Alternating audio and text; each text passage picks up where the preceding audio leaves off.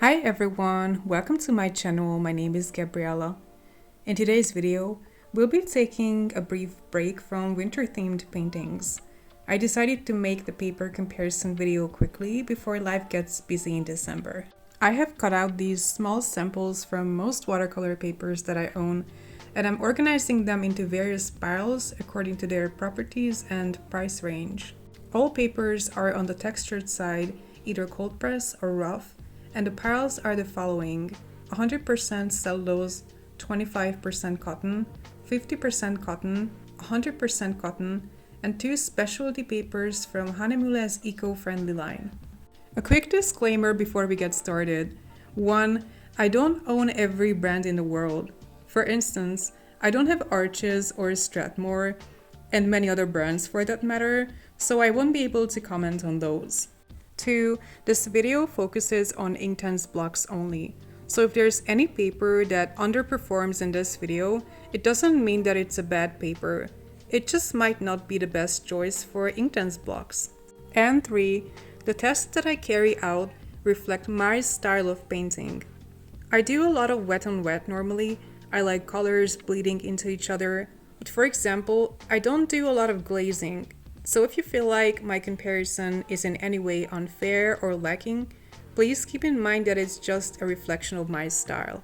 Therefore, if you're currently researching papers for Inktense blocks, I recommend that you watch other YouTubers as well to hear other opinions too, to get a fuller picture. So with that out of the way, let's take a look at the first pile, which consists of 100% cellulose student grade / academy grade papers, Clairefontaine Goldline Aquapad, Canson XL, Hahnemuhle Britannia, and Hahnemuhle Cornwall. All of these are excellent quality papers, by the way, and I enjoy using all of them for watercolors and mixed media in general. Let's see how they handle the Inktense blocks. So, as much as I like cellulose papers, in a general sense, they are not ideal for the Inktense blocks. Inktense is basically the combination of ink and the water-soluble pastel-like medium that very often ends up looking chalky and grainy on budget papers. This may not be obvious while you're painting, but as soon as the paint dries, it's just not going to be what you thought it would be. This is going to be most apparent with the Canson XL paper. The colors will look rather chalky and just not very vibrant after drying. Now, of course, Inktense being a rather opaque medium and very easy to layer, you can keep on building up your colors and eventually reach a satisfying result, but that may not be the effect that you desire. As for me, I only had cellulose papers up until 1.5, 2-ish years ago, and I've had the Inktense blocks for over 4 years. So, needless to say, I used Inktense only on cellulose paper initially. It is possible to work around it, but truth be told, I never liked painting with Inktense until I discovered cotton papers. Clairefontaine Goldline is an excellent all-around budget paper that I frequently use in my videos. Canson XL is my go-to for Stabilo woodies and other water-soluble crayons. I don't really reach for Britannia much these days, but I do use Cornwall a lot. It's one of my top discoveries this year. It will be top ranking in my 2023 favorite art supplies video, which is coming out soon. Will I use any of these in future Inktense block videos? Probably not. Unless I completely run out of cotton papers during my no-buy year, let's see. But they're still awesome watercolor papers that I will keep on using for watercolors, graphitint, water-soluble crayons, and so on.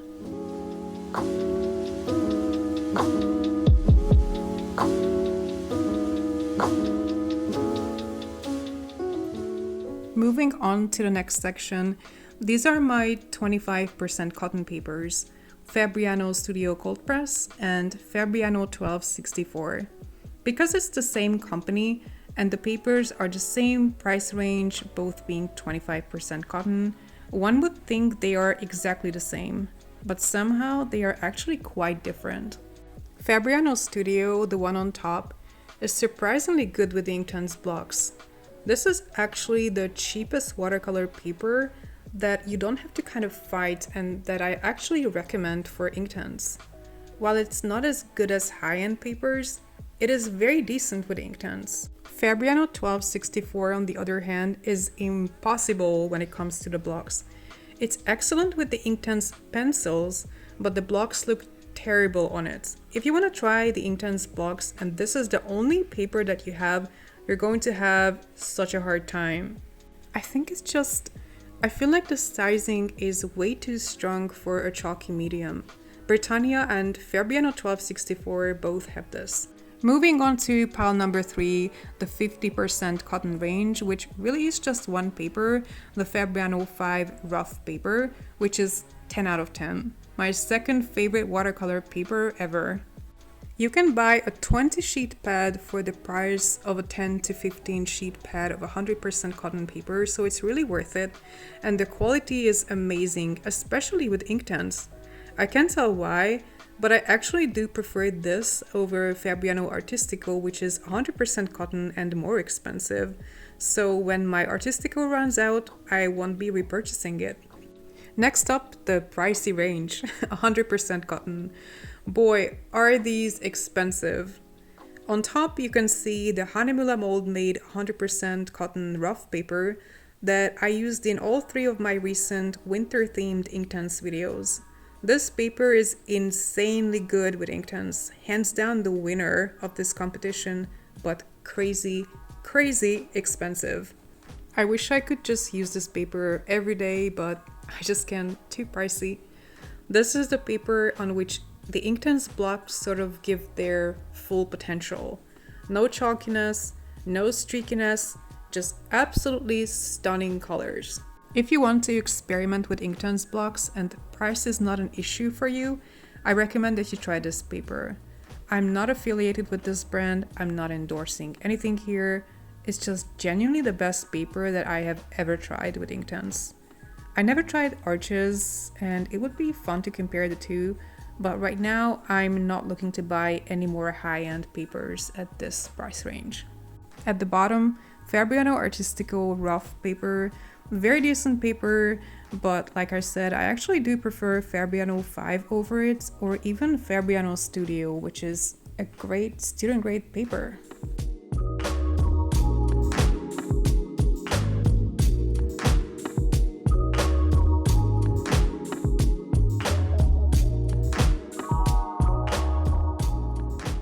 Pile number 5, Hahnemuhle bamboo and agave papers. They are a part of Hahnemühle's kind of environmentally friendly range. I actually have a bamboo sketchbook at the moment that I have already used in a number of videos if you're interested. Very delicate paper, masking tapes completely destroy it, but very affordable, vegan and fully green. With Inktense, I would say bamboo paper is pretty decent. I definitely want to feature it in future Inktense videos. It's not as convenient as some other papers that I've been praising here, but still pretty okay and a very good value.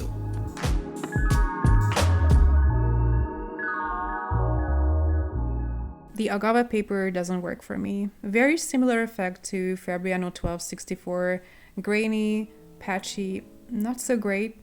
Out of all the papers that I have listed here, this is the smoothest, almost glossy. I don't recommend it for Inktense specifically. If you want to go very green and use Inktense, stick with the bamboo paper.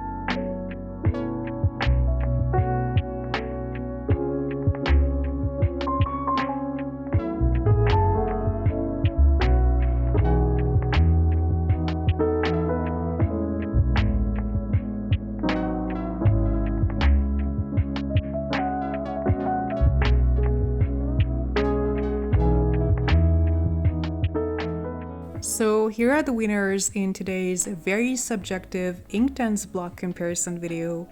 Hahnemuhle Mould Made 100% cotton rough paper, Fabriano 5 50% cotton rough paper, Fabriano Studio 25% cotton cold pressed paper, Fabriano Artistico 100% cotton rough paper, and Hahnemuhle bamboo mixed media paper.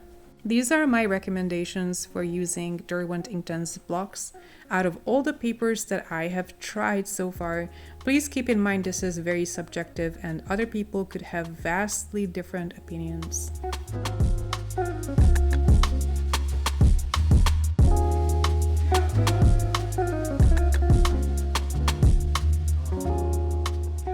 Okay, that's it for today. I hope you enjoyed this video. If you did, please give me a thumbs up and leave me a comment. Thank you for watching and see you next time. Bye!